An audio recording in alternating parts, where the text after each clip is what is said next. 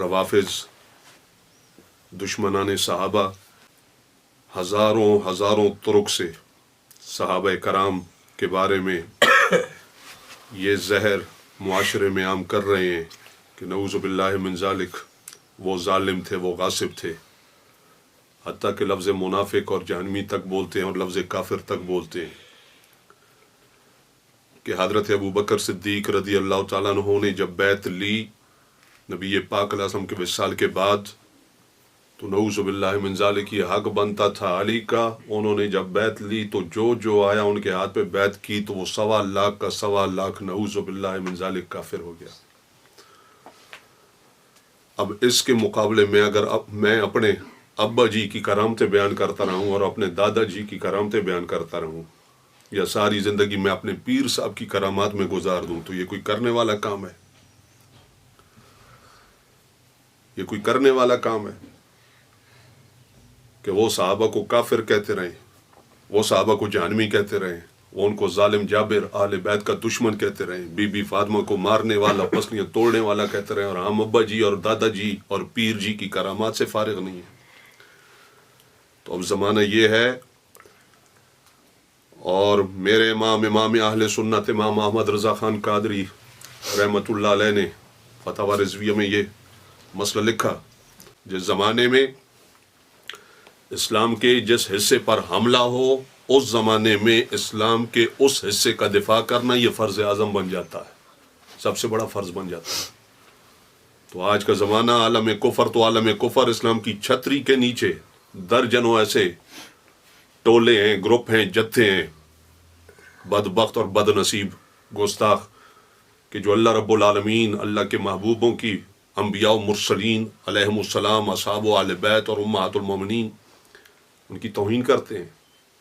تو ان کے جواب میں ہمیں اللہ اور اللہ کے محبوبوں کی عزت و ناموس کی بات کرنے کا مکمل طور پر حق حاصل ہے، رب کے قرآن کے مطابق بھی اور آئین پاکستان کے مطابق بھی۔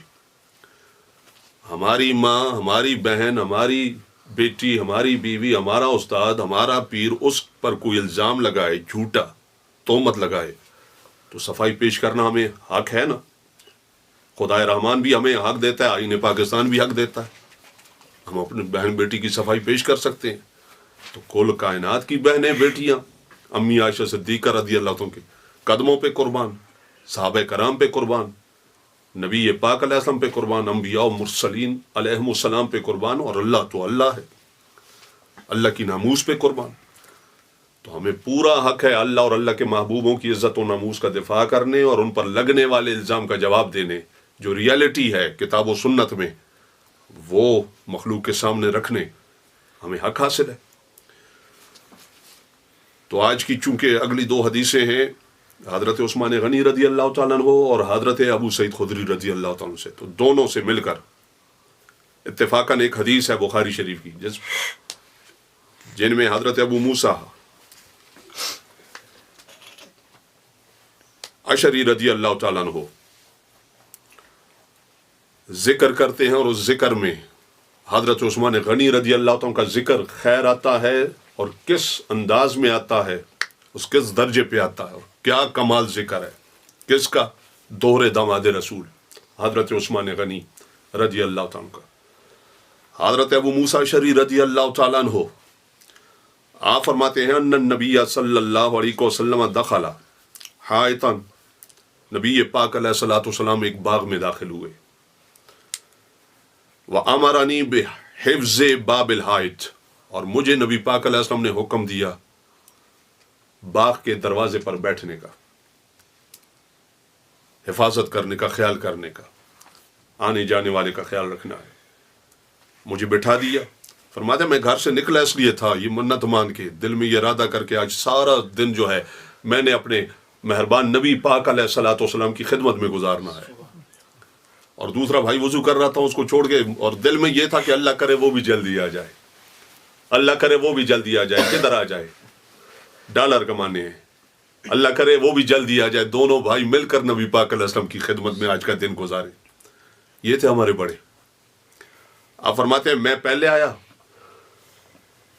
تو نبی پاک علیہ الصلوۃ والسلام نے مجھے قبول کیا، مجھے بٹھا دیا. فجاء رجل، ایک شخص آیا، دروازے پہ دستک ہوئی. یستأذن، اس نے اجازت طلب کی. فقال، میں نے اسے کہا کہ میں پہلے نبی پاک علیہ السلام سے جا کر پوچھوں گا، اجازت طلب کروں گا. جب میں گیا نبی پاک علیہ السلام سے عرض کی تو نبی پاک علیہ الصلوۃ والسلام نے فرمایا اذن لہ وبشرہ بالجنہ، اذن لہ وبشرہ بالجنہ، بالجنہ بشرہ بالجنہ.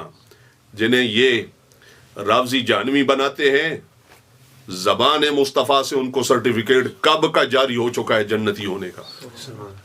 اور میں اذن لہ وبشرہ بالجنہ، اور میں ابو موسیٰ جا دروازہ کھولانے والے کے لیے اور اسے کہہ دے کہ تجھے مبارک ہو، اللہ کے محبوب امام الانبیاء علیہ الصلوۃ والسلام کی زبان سے تیرے لیے یہ سرٹیفکیٹ ہے کہ تو جنتی ہے، تو جنتی ہے. اذن لہ وبشرہ بالجنہ، فرمایا جاؤ دروازہ کھولو اور جو دروازے پہ کھڑا ہے اسے کہہ دو کہ نگاہ مصطفیٰ تمہیں دیکھ رہی ہے، اور تمہارا جناب انجام بھی دیکھ رہی ہے، خاتمہ بھی دیکھ رہی ہے، اور تمہارا جو آخرت والا ٹھکانہ ہے وہ بھی دیکھ رہی ہے، اور اب بیان کرنے لگی ہے کہ اللہ رب العالمین آخرت میں تمہیں جنت عطا فرمائے گا. کون تھے؟ راوی کہتے ہیں فائدہ، جب میں پہنچا باہر آیا، فائدہ ابو بکر رضی اللہ تعالیٰ عنہ. جب میں دروازے پہ پہنچا دیکھا تو حضرت ابو بکر صدیق رضی اللہ تعالیٰ عنہ.